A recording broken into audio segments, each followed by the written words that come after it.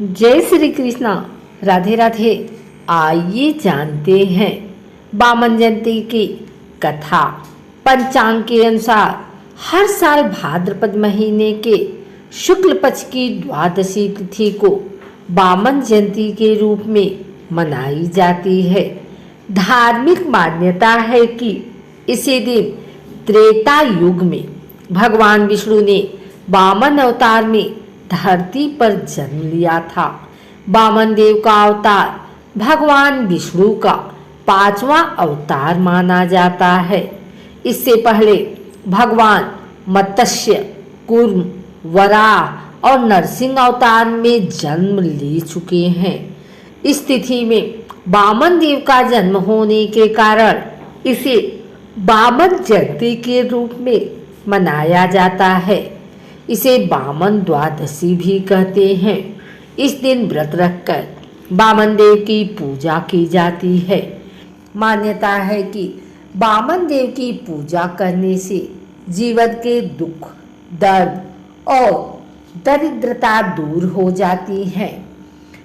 वेद पुराणों में भगवान विष्णु के 10 अवतारों का वर्णन मिलता है, जिसमें वामन 5वां अवतार है। जब जब सृष्टि पर विपत्ति या संकट आती है, तब तब श्री हरि अवतार में जन्म लेकर इसे दूर करते हैं। भगवान विष्णु का वामन अवतार इसी उद्देश्य से हुआ था। भगवान विष्णु के वामन अवतार को लेकर ऐसी मान्यता है कि इंद्रदेव को स्वर्ग का राजपाट लौटाने के लिए और अति बलशाली दैत्यराज बलि के घमंड को तोड़ने के लिए भगवान विष्णु को वामन अवतार लेना पड़ा था। आइए जानते हैं विष्णु जी के वामन अवतार से जुड़ी पौराणिक कथा के बारे में। दैत्यराज बलि बहुत बलशाली था और उसने अपने बल से तीनों लोकों पर कब्जा कर लिया। राजा बलि भले ही क्रूर था और उसे अपनी शक्ति का बहुत घमंड भी था, लेकिन इसी के साथ वह भगवान विष्णु का बहुत बड़ा भक्त भी था और वह खूब दान पुण्य करता था।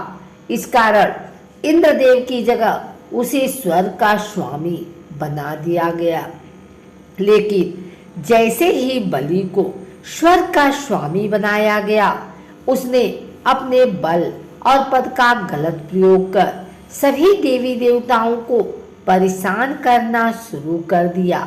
बलि के अत्याचार से स्वर्ग के सभी देवी देवता भी बहुत परेशान हो गए और इसके बाद सभी ने भगवान विष्णु से मदद की गुहार लगाई।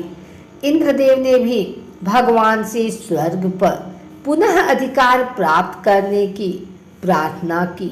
तब भगवान विष्णु ने सभी देवी देवताओं को यह आश्वासन दिया कि वह राजा बलि के घमंड को तोड़ेंगे और उसके कब्जे से तीनों लोकों को मुक्त कराएंगे।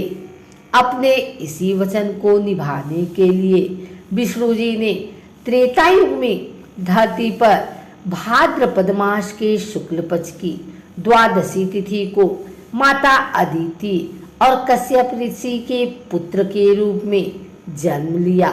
इसे ही भगवान विष्णु का वामन अवतार कहा जाता है। विष्णु जी एक बौने या बटुक ब्राह्मण का रूप धारण कर राजा बलि के पास पहुँचे। इस रूप में उनका एक हाथ में छाता और दूसरे में लकड़ी थी। वामन देव ने बलि से 3 पग भूमि दान में देने की विनती की।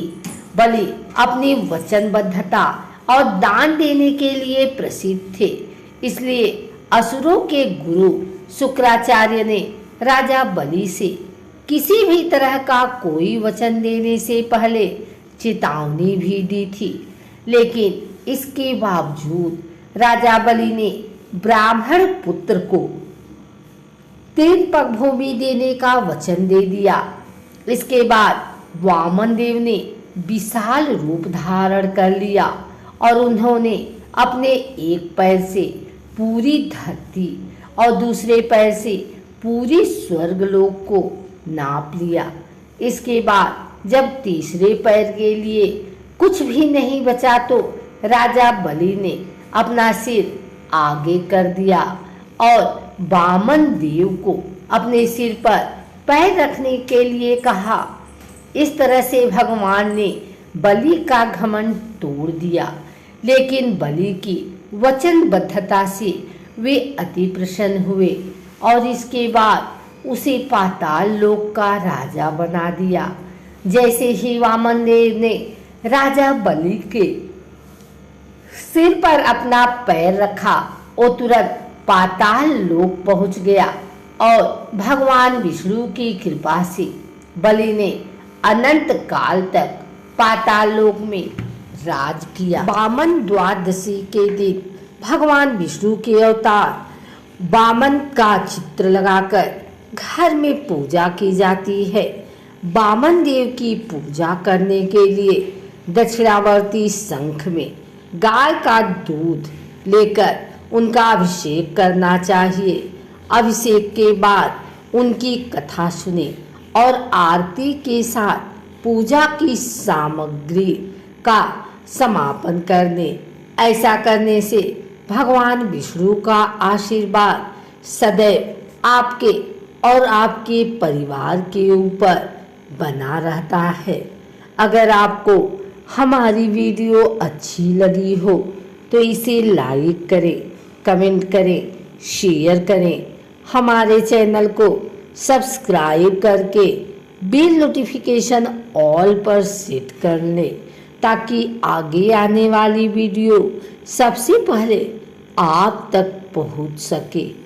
धन्यवाद।